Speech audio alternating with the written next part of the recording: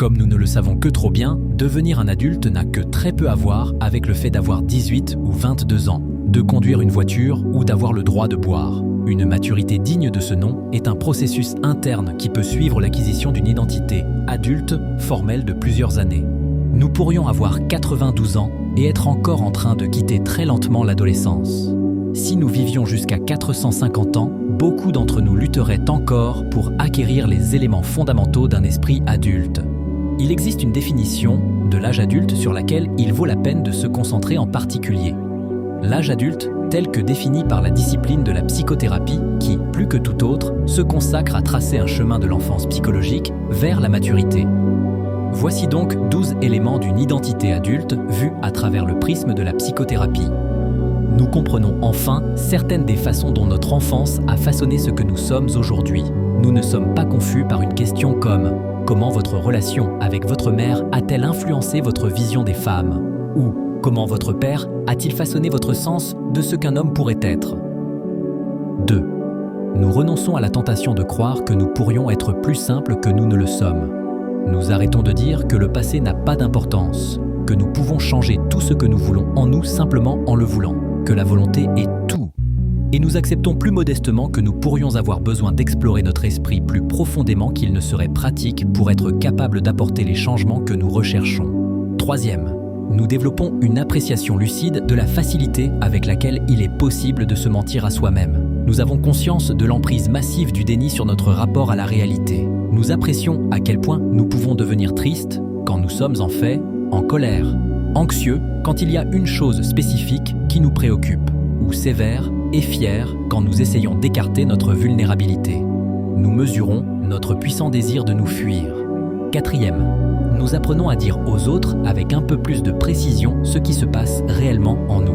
Nous ne nous attendons pas à être compris sans parler. Nous apprenons à traduire notre paranoïa et notre rage en quelque chose que quelqu'un d'autre pourra entendre. Nous boudons un peu moins. 5.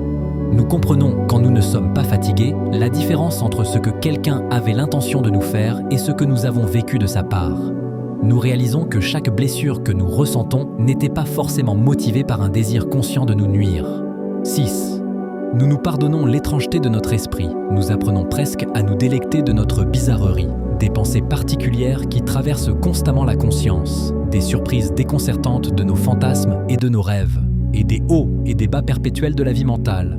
Nous ne condamnons pas cela en nous-mêmes et ne le censurons pas trop chez les autres. Nous nous réconfortons en sachant qu'il y a une grande différence entre une pensée et une action. 7. Nous nous autorisons à être en colère contre certaines choses qui ont pu se produire autour de ceux qui nous ont mis au monde. Mais nous ne restons pas coincés dans une position de fureur. Nous gardons à l'esprit un équilibre inconfortable mais authentique d'idées, que nos géniteurs n'étaient pas nécessairement mauvais, mais que des choses vraiment difficiles ont pu se produire de leur fait. 8. Nous acceptons que parfois la réalité soit moins horrible que ce que nous supposons parce que nous apprécions à quel point nos histoires difficiles peuvent colorer les lentilles à travers lesquelles nous regardons le monde. Nous acceptons que les catastrophes n'arrivent pas aussi souvent à l'extérieur que dans notre esprit. 9. Nous acceptons combien nos humeurs dépendent des aléas de notre corps. Nous devenons meilleurs pour surveiller notre temps de sommeil. Nous devenons passionnés par les nuits précoces. Nous n'essayons jamais d'avoir de conversations significatives avec qui que ce soit après 21 heures. 10. Nous apprenons que nous ne sommes pas obligés de dire tout ce qui nous passe par la tête au moment où cela arrive. Nous pourrions ressentir le désir de rompre une relation et de commencer avec quelqu'un de nouveau, mais nous gardons cette pensée pour nous, pour l'instant. Nous créons un peu plus d'espace entre ce que nous ressentons et ce que nous devons faire et dire. Nous apprenons à avancer lentement. 11. Nous devenons patients et encourageants envers ceux qui sont moins avancés que nous. Nous ne leur en tenons pas rigueur s'ils n'ont pas encore tout compris. Nous devinons qu'il pourrait y avoir quelque chose de plus porteur d'espoir et de plus tendre caché sous la mauvaise humeur ou la colère. Nous nous rappelons combien de fois les gens nous ont accordé de la souplesse et nous leur en accordons à notre tour. Nous savons à quel point il est facile de condamner et cela finit par nous ennuyer. 12. Nous restons conscients que tout progrès que nous pensons avoir fait est toujours susceptible d'être temporaire. Nous portons nos victoires avec légèreté. Une nouvelle tempête peut survenir à tout moment. Nous sommes extrêmement reconnaissants pour chaque jour qui se déroule calmement. Nous perdons notre goût pour l'excitation. Nous n'avons rien contre l'idée d'avoir une vie délicieusement ennuyeuse pour le reste de nos jours.